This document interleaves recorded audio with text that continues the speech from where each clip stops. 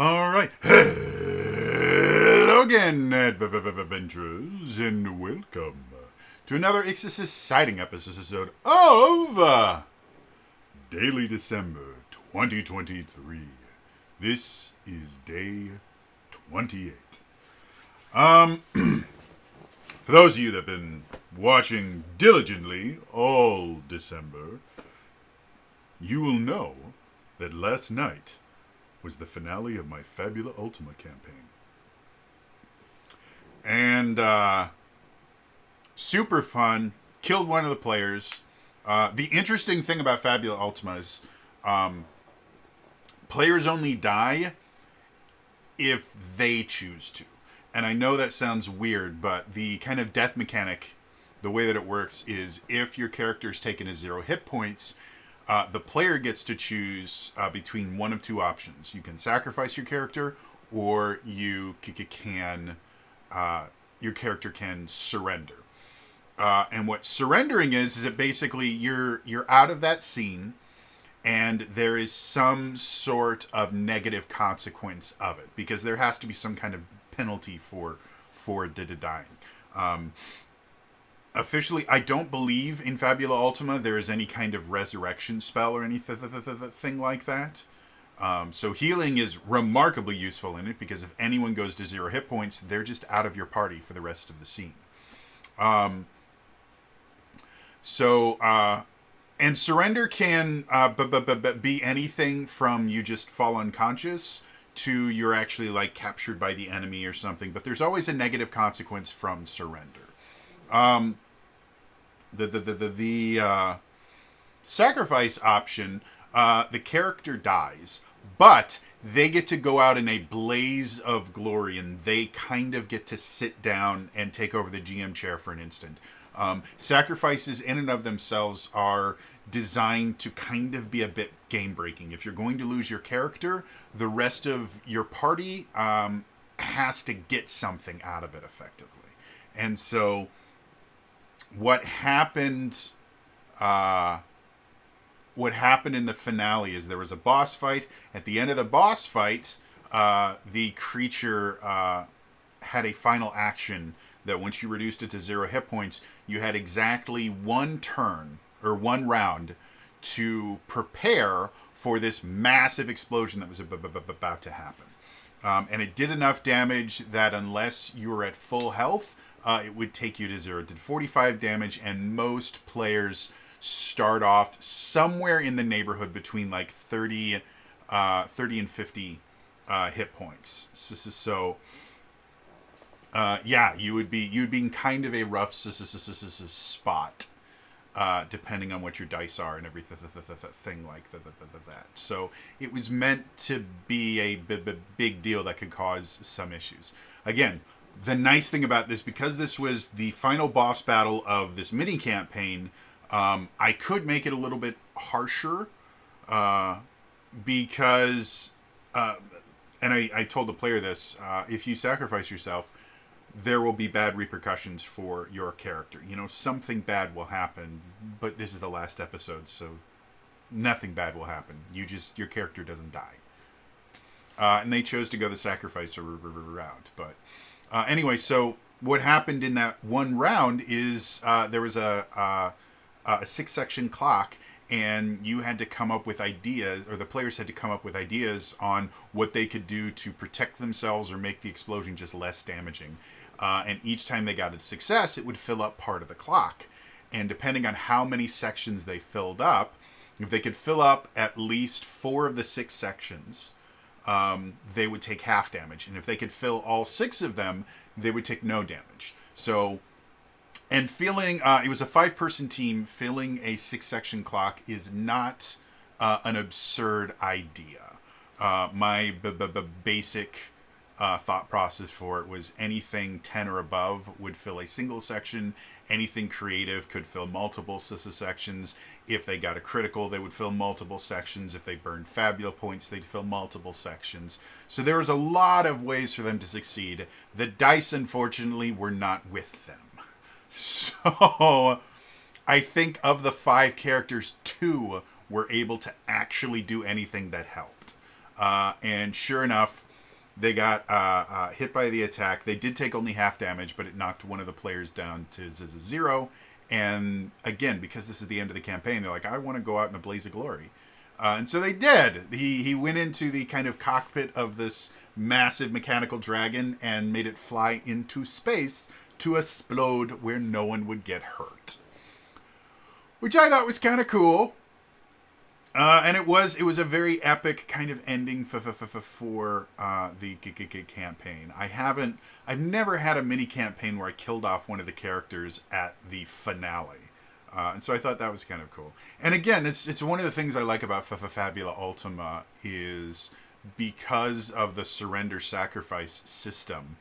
As a GM, you never have to have that conversation with a player who go, oh man, I'm really sorry that I killed your character.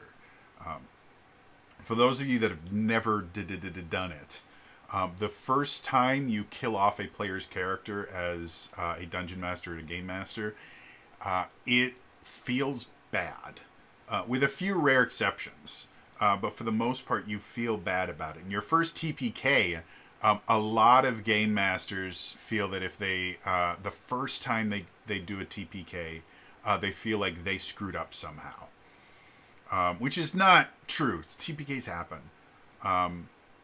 But again, I cut my teeth in the Adventurers League, and so killing off a character in the Adventurers League was a very, very different experience, because depending on the party makeup and, you know, the stuff that was going on, if you were DMing a TPK, those characters now don't exist. And all of the time and effort that the players had put into building those characters, because most of them would start characters at level 1 and play them all the way as high as they could. Generally, they would start running out of content after around level 10 or 11, because tier 3 content was really, really sparse in the Adventurers League. But you could, like, my Shadow Monk that I used to play, I think I played him for 4 years. 4 or 5 years in various campaigns and things like that. Or, I mean, in various seasons and things like that. And so, the way that death works is if your character dies in the Adventurers League, there's a number of things you can do. If anyone on your team has, like, a Revivify or Raise Dead, they can do that for you.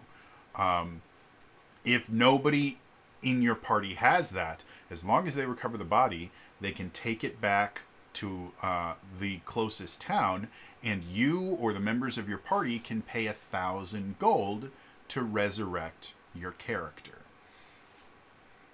If neither of those two options work, like you don't have enough money, or the other party members refuse to pay for it, your character's just gone. Rip up the character sheet, throw away their magic items. They don't exist anymore. Now, if a party experiences a TPK, there's no one to recover the bodies. Everybody's character is gone.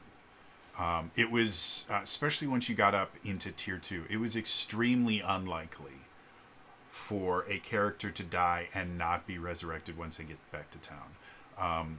There were some bad things about that. You didn't get any experience from the adventure, and you couldn't replay that adventure, so you kind of just screwed your character out of a decent amount of experience. But that was really the worst that happened. So there wasn't too many times that a character would die, and they wouldn't at least be able to keep the character. But if there was a TPK, that was it. Everybody was dead. And it felt horrendous for an Adventurers League DM to do that, because you just, especially if you were in tier 2 or if you were in like tier 3 or running one of the like 4 tier 4 adventures that ever existed, and you did a TPK, that was years of their life.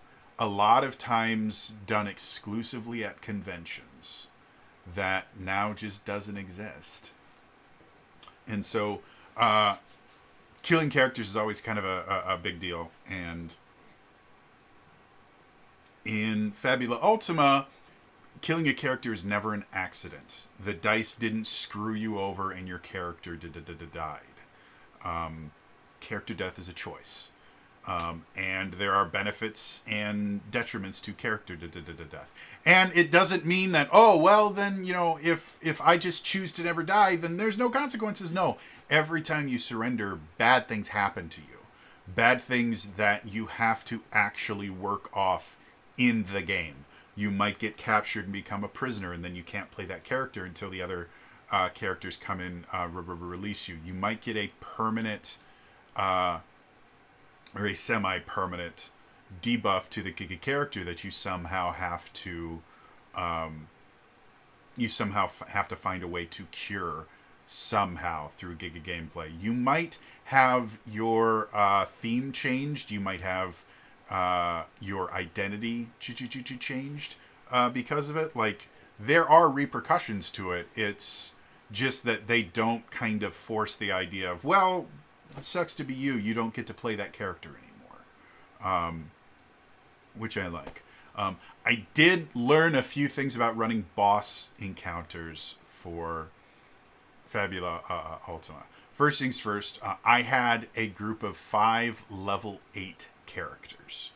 And so I thought I would throw at them a multi-phase boss fight, which is something that's built into this system, which I really, really like. It's a very JRPG thing to do, where you kill the boss and then it comes back as a more powerful version in the same fight. Like, that's total JRPG stuff, and I loved it.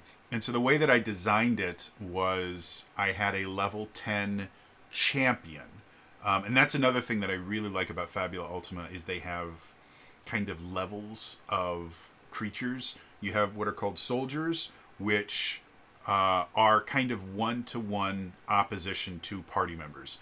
A single level 10 soldier should be a decent challenge for a single level 10 adventurer. So combat encounters like that are relatively simple. You just do one-to-one, and it's generally not too bad. Then you have, what are they called? You have another section, or another thing. I'm going to look it up because for the life of me, I can't remember. There we go. All right.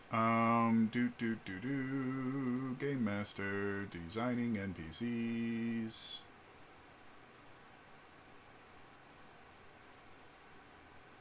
Levels and ranks. All right, so there's three different ranks. You have soldiers, which are your kind of one-to-one characters. You have elites, which count as 2 soldiers. So if you wanted to have kind of a lopsided combat where you have like, because that's the thing with Fabula Ultima is initiative is basically popcorn. So you have one side takes a turn, and then the other side takes a turn, and you just go back and forth. Well, if you run out of characters to take turns on one side, the other side just gets to take all their remaining turns. And so they can get back-to-back turns, and that can break things a little bit. So keeping things relatively similar as far as how many actions each side gets tends to be very useful. So using an elite, it is a single monster, but it basically has double the amount of hit points. It gets an extra skill, and then it can take 2 turns per round. So a single elite is basically the equivalent of is 2 soldiers. And then there's a thing called a champion. Champions are effectively boss creatures, and they can basically replace any number of soldiers. So if you're going up against, you want like the party to face off against a single really powerful creature, you make them a champion, and you basically just give them a bunch of additional turns. Because I was a little bit worried with my players being brand new and this was going to be their first boss battle, the first phase was a level 10 champion, so a higher level than them, but it was only a 2-person champion, like a level a level 2 champion, meaning it only replaced 2 different creatures. So it was effectively an elite with a few extra stuff. So more powerful than an elite, but had the same number of turns. And then when the creature kind of went to its final form, it became a level 15 3-person champion. So it was a 5-person party against a 3-person champion. So the 3-person champion was still at a disadvantage. And that became very aware because one of the characters, played by my friend Shax, was a guardian that used double shields. Guardians have a skill that allows you to use 2 shields and just punch people in the face with them. I really like it. But it meant that their defense score was massively high. And they built this character to be a defensive powerhouse. They had a defense score of 15, which is extremely high. Like, unlike D&D where you're rolling a d20, all of the rolls in Fabula Ultima are 2 dice, anywhere from d6s to d10s. So if you're rolling 2 d6s, it's not possible to hit something with a 15 armor class. If you're rolling 2 d8s, the only way you can hit it is rolling a 16 or a 15.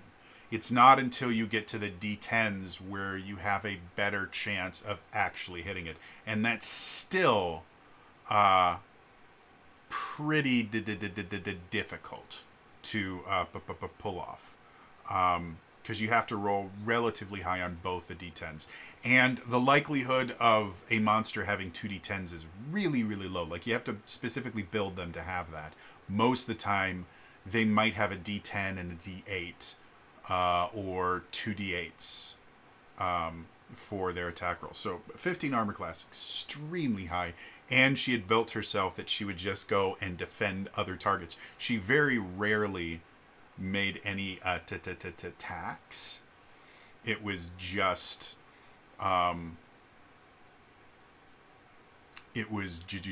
just her defending, and then she got a few spells that were really, really useful because she was also Chimerist. So she was effectively a blue mage. And so she would heal, and then she would defend, and she had this taunt ability, which basically meant that the creature, anytime it made an attack, had to target her. And I didn't really have a way to break out of the taunt. It's supposed to last till the end of the scene. And the creature I was using only had one multi-target ability. And that was a flame breath attack that targeted 2 people. And so I was having a really, really hard time doing any damage to them, especially since her armor class was so high, or her defense score was so high, that it was really, really difficult for me to even hit her. So I played things kind of safe because I wanted them to have a really cool, really epic final encounter. And I think it proved that, but I don't think it was quite as challenging as I would have liked it to be. So the next time, if you look in the core book, bosses, the lowest level boss they have in the core book is level 20. Or wait, no, I guess Thornshark was a level 10 boss. So I guess level 10 bosses can be a thing, but they're still, yeah. It did not work super well. It was still fun, don't get me wrong, but it definitely taught me a lot about how to balance bosses a little bit better. Like, I probably should have given the creature a few more resistances to make things a little bit more interesting. And then probably maybe either another multi-target attack that could do more than multi-2, which isn't in the core rules, but there has to be a way to do that other than, or giving them a spell that could do more than 2 targets. Probably would have been better, because I barely use their magic points at all. But yeah, overall, I had such a good time running Fabula Ultima. It is definitely one of my favorite systems I've ever run. I think there is so much potential in it.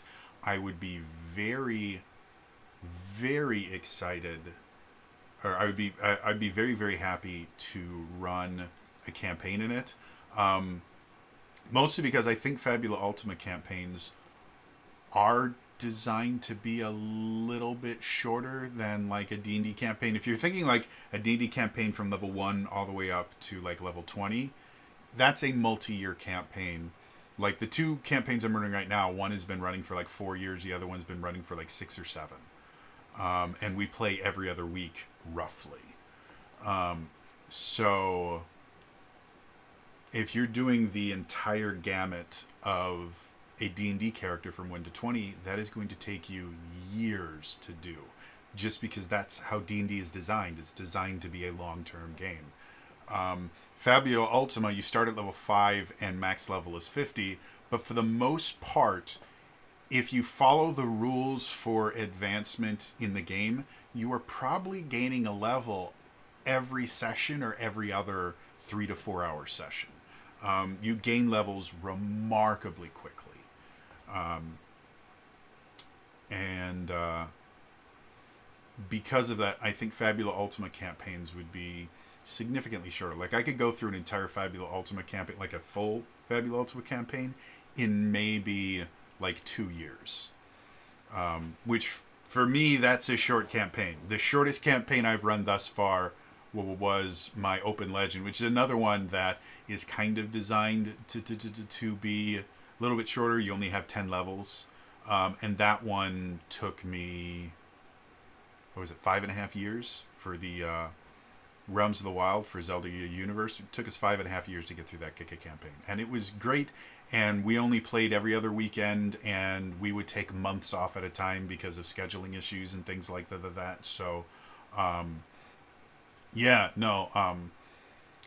everything about Fabula Ultima I just had so much fun with. I have so many more ideas about different campaigns that I could run based on stuff that I like. Like I came up with a really cool Mana series style campaign that I think would be super fun using Arcanist a lot. I mentioned before I came up with some I did an entire video about how to run a Legend of Dragoon campaign in Fabula Ultima. That would be massively fun. I love Legend of Dragoon. I've been looking at a bunch of different campaigns that I could have a lot of fun with running in Fabula Ultima. It's just such a great system. It really, really is. So yeah, I could not be happier with how well the game went, with how much fun I had with everyone, with the fact that I got to play with a buddy of mine that I hadn't spoken to in years. We met through Twitch Sings. We used to sing together. And they're a mutual friend of Trax. And so I just kind of messaged him and said, hey, because I had someone that was originally going to play with us, and they ran into some conflicts and had to unfortunately drop out. No hard feelings on either side. It just schedules and stuff like that, and IRL stuff. And so I just very quickly went up and said, hey, do you want to join this? Because I just lost a player, and I really don't want to run a 4-person party if I don't have to. And yeah, he said, great. We created him a really cool character. We had an absolute blast playing. I believe it was one of his first RPGs that he'd ever played. So that was really cool, introducing someone new to it. And yeah, God, it was just so much fun, guys. I cannot tell you. And one of the things I like about Fabula Ultima is compared to something like D&D, where if you want to invest in Dungeons and Dragons, you can spend thousands of dollars. Pathfinder, you can spend multiple thousands of dollars. Pathfinder 2nd Edition, I think they're in the neighborhood of $1,200 to $1,400 to get everything in there. They're extremely expensive hobbies, especially as a dungeon master, if you want to get things like the bestiary and all that stuff. Fabula Ultima is right now for the English version. The core book The PDF of it, I think, is like 30 or $35. So compared to a D&D book, which go anywhere from 40 to $60, it's cheaper than that.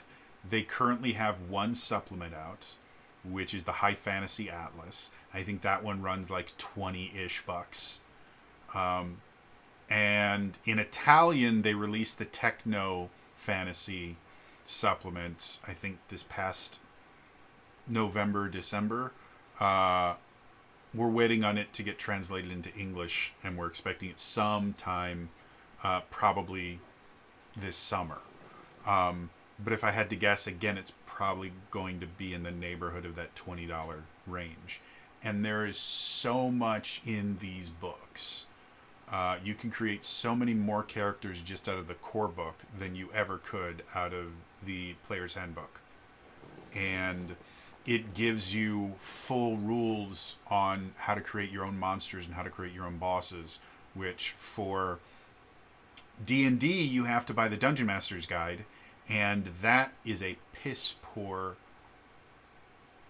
book as far as it comes to teaching you how to create interesting D&D monsters. To be perfectly honest, I don't think anything Wizards of the Coast has published for 5th edition has ever done a good job at teaching you how to build monsters. They're relatively good at building their own monsters. It's one of the reasons why I collect all the adventures. It's because they all come with monsters, and the monsters that are contained in those adventures tend to be very interesting and relatively well designed. They're not all perfect or anything, but I use them for reskinning and stuff like that. But there really isn't a book that teaches you a good, solid way to create D&D monsters. Published by Wizards of the Coast. I will almost guarantee there are books out there or YouTube videos out there somewhere that can teach you how to build 5th edition monsters. But monster manuals are big money for the 5th edition community.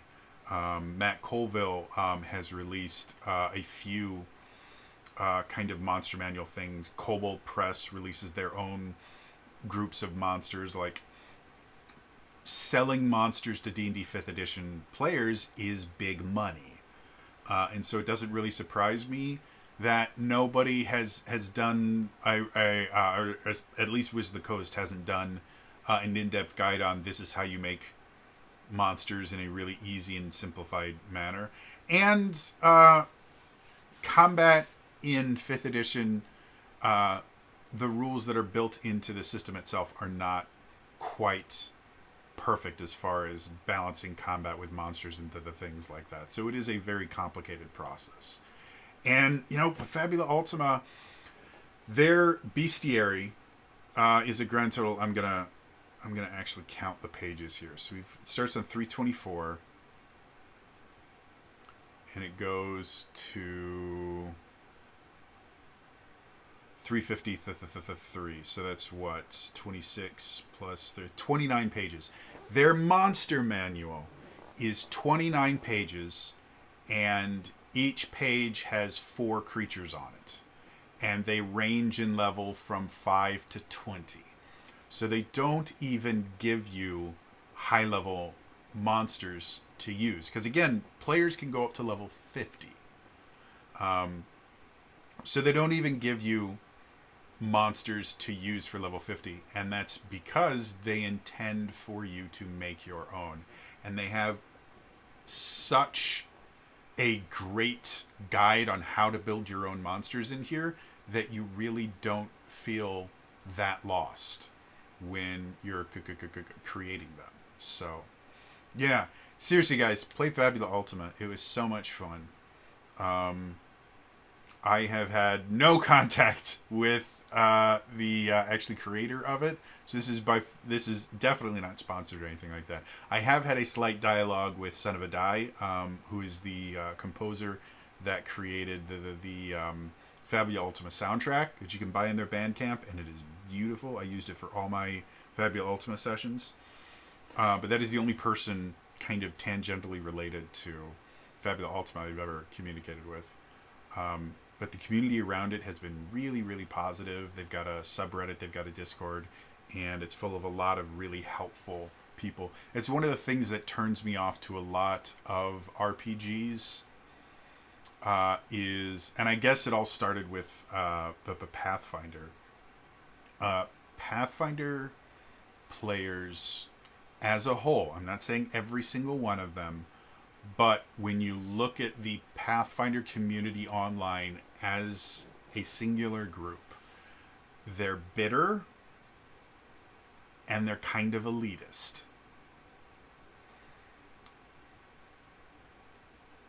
Every time somebody talks about a problem they have with D&D, any of the editions, but specifically 5th edition is the thing that they're doing now because it's the current one, they come out of the woodwork going, well, you should be playing Pathfinder because Pathfinder's a lot better and D&D is just the worst game that has ever been created and Pathfinder is the perfect game. And that kind of elitism breeds a condescension amongst the players that is just not fun to be around. And I'm not saying that that is exclusively it. They are just an extremely good example of communities that I just don't like being a part of because of the elitism, because of the condescension, and because of the bitterness. Because they're upset that the game that they like is not as popular as the game that they think they're better than. And no one in the Fabula Ultima community I've talked to has that kind of derision. And I think a lot of it has to do with the fact that Fabula Ultima is not designed to be the ultimate RPG. It is an RPG that is meant to specifically appeal to JRPG fans. And because of that, they're not trying to take over the market. They're simply trying to exist in their own space. Whereas Pathfinder, if Paizo had their goal, and this is not from lack of trying, because during the OGL debacle, when they blatantly lied about the fact that they had no idea that this OGL change was coming, and if you put that in to work, we're going to sue you because you definitely didn't send us an early copy of it for our notes, and we definitely didn't give you feedback on it. No, this is the first time we ever saw it, and we're going to sue you. Pathfinder would love to be the number one RPG on the market. They're never going to be. Mostly because of their fans. Partially because the people that run Paizo are not really good businessmen. And they are very, very greedy.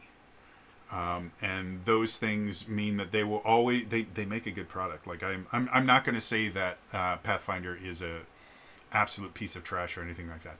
I think it's over designed. And I don't think it is friendly to new players. And it's that way intentionally. They target a specific market of people that want a very complicated game to the point where it's overly complicated, where they shoot themselves in the foot. But it's still a solid system. And it's one of the more popular systems on the market. It is not the number 2. And it hasn't been like it was for a few years when it wasn't competing with D&D. But when you look at usage statistics, like Roll20 actually used to give out usage statistics where they would talk about what games people were playing and what systems. And ever since Pathfinder 2nd Edition came out, both Pathfinder and especially Pathfinder 2nd Edition dropped in the rankings because it basically split the player base. I think Pathfinder had dropped out of the top 5 in Roll20. Pathfinder 2nd Edition wasn't even in the top 10. And this was years ago, back when Pathfinder 2nd Edition was still relatively new. But yeah, if I remember correctly, 4th Edition had more players definitely had more players than Pathfinder 2nd Edition. I think it was just under Pathfinder. And that's the one that everybody hates. Call of Cthulhu is massive. It's one of the most played tabletop RPGs in the world. And a lot of it has to do with the fact that in Japan, it is huge. Call of Cthulhu is the number 1 RPG in Japan. And I read an article about it once where they talked about just how that happened. Because tabletop RPGs took a decent amount of time to get popular over there. And for whatever reason, Call of Cthulhu was the one that hooked most Japanese kids. And if I remember correctly, the reason it got as popular as it did is they used to have these things where it was basically like a live journal kind of thing, and they eventually turned into like YouTube videos where people would just summarize the campaigns that they were running. And that became really, really popular in Japan, was you would read these little campaign recaps that it would happen after sessions, and Call of Cthulhu apparently just went really, really well with that. Probably due to the fact that Call of Cthulhu has always been much more narrative focused, whereas D&D 3rd edition and 4th edition were very, very mechanical bonus. Or mechanic focused.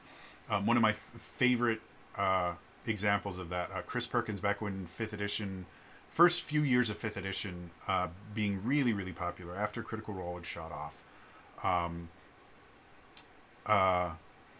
he was doing an interview and he was just talking about how people interact with the game so differently with 5th edition than they did. He was comparing it specifically to 3rd edition, because 4th edition was he who should not be named.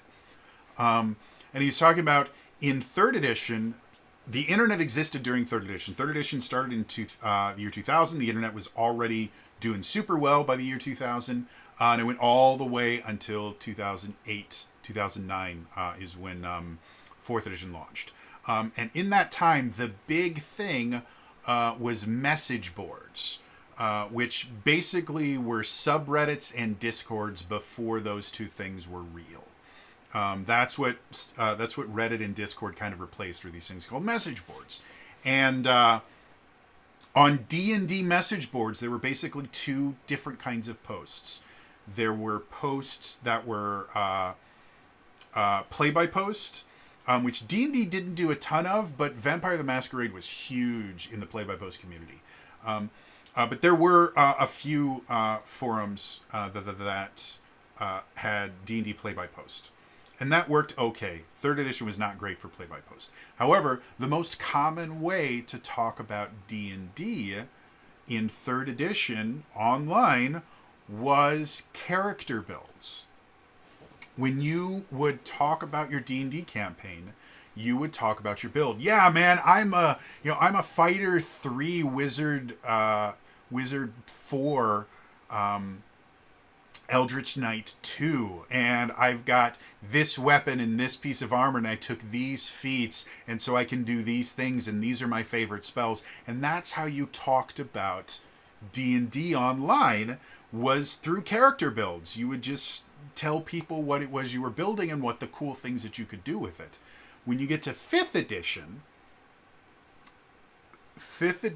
forum post, which eventually turned into subreddits and Discord and Twitter and all these other things, people stopped talking about their character builds and they started talking about the stories that involve their character. Yeah, I'm this really cool druid that grew up in a circle where the rest of the circle just abandoned me, and so I had to kind of form my own circle.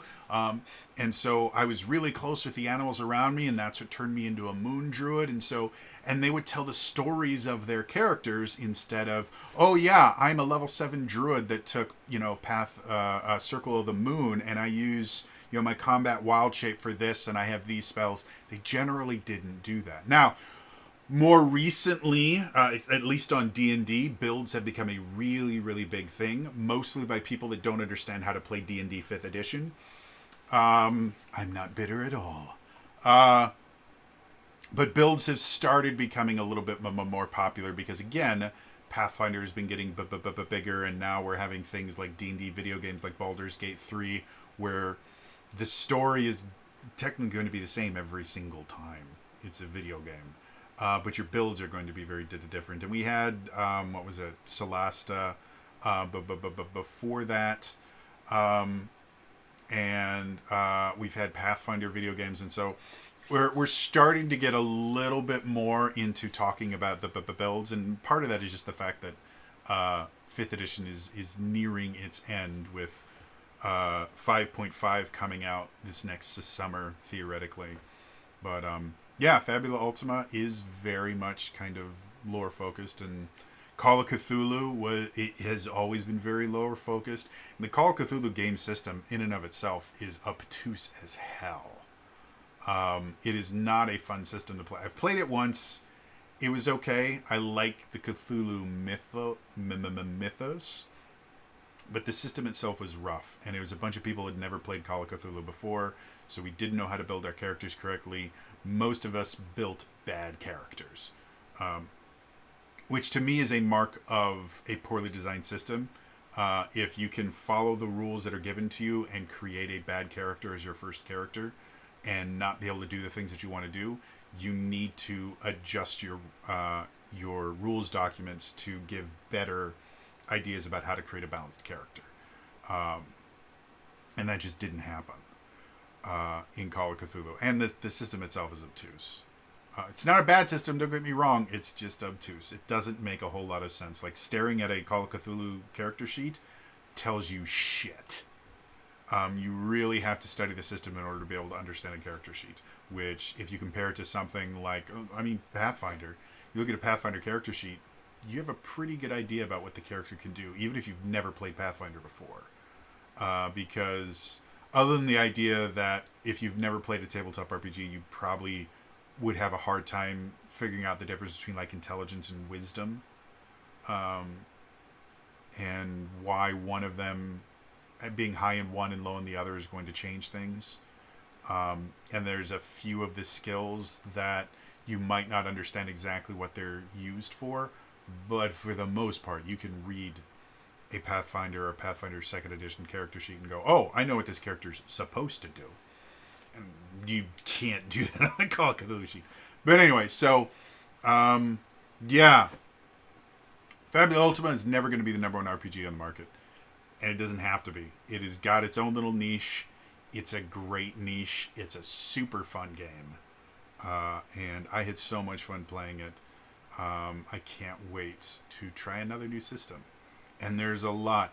I just got a Humble Bundle for... It's the Everyday Heroes bundle, which Everyday Heroes is a D20 system. So it uses some of the OGL to do it. But they collect licenses like they're playing cards. And so there's this bundle on Humble Bundle. I don't know if it's still there, but it should be, because I got it, less than a week ago. And what it is you get the Everyday Heroes core book, and then you get all these different licenses. And one of the licenses they have, or one of the licensed games they have, which basically uses the Everyday Heroes core system, but adds some extra rules on for that particular license, is Highlander. As in the movie with Sean Connery, who plays a Spaniard with a... Technically, so the weird part about his character, Ramirez, Sean Connery, a Scotsman with a very distinct Scottish accent. Sean Connery was not a man that changed his accent. You changed your movie for him. He did not change himself for your movie. So you had Sean Connery playing a man with a Spanish name who wielded a Japanese katana as his primary weapon, who was born an Egyptian.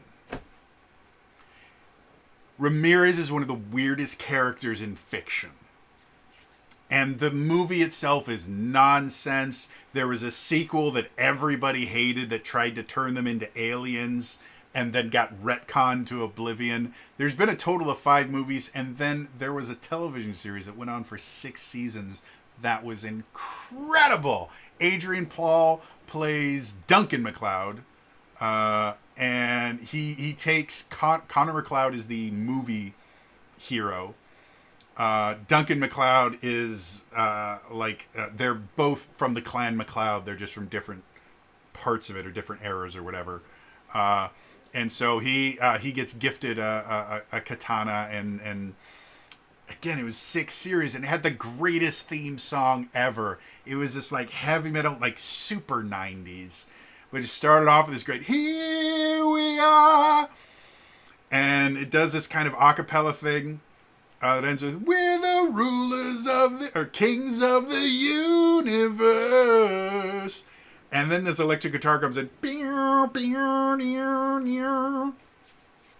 and randomly in the middle of like heavy metal drums and electric guitar, you hear this: "I am immortal. I have inside me blood of kings." It is the most metal thing ever, and basically the whole plot of Highlanders, there is these people called immortals. Nobody knows where they come from, what they do, but they are immortal. You can kill them 1,000,000 times, they'll just wake up. The only way to actually kill them is you have to cut their head off. And if another immortal cuts off the head of an immortal, they experience what's called the quickening. And then they get all the power. They get all this power from the dead immortal. And the kind of tagline is, there can only be one. Because they're constantly fighting each other and trying to get it until there's only one left. And if there's only one immortal left, they get what's called the gift. And nobody knows what the gift actually is. But people think it means that they can rule a world. But they live forever, and they all have cool swords. And there's rules about you're only supposed to duel. You're not supposed to, gang up on other people. And you have to use a sword. And you can't fight on holy ground. And it was a nonsense series that was amazing. And now I have an RPG that is built to simulate Highlander. And I am so excited. I want so badly to run like a one-shot in this. Because Highlander was so cool. Every immortal had their own sword. Like their own special sword. Like the Kurgan was the bad guy from the first film. And he had this massive... like bastard sword kind of thing. Like it was just this huge great sword that he would use. And then again, Ramirez had his katana that he eventually gave to Connor, and so Connor used him a katana. And then when you get into the show, Duncan used a katana, but they also had people that used scimitars, and everybody had their own fighting style because they'd existed for hundreds of years and they'd devoted themselves to being really good with a sword. It was the coolest thing ever. I loved it. So, yeah. Anyway, it's getting late, and this I need to get this uploaded so it actually gets uploaded today. But I had fun yesterday. Fabula Ultima is super cool. There are other systems that I want to try as well. Yeah, that's all for me today.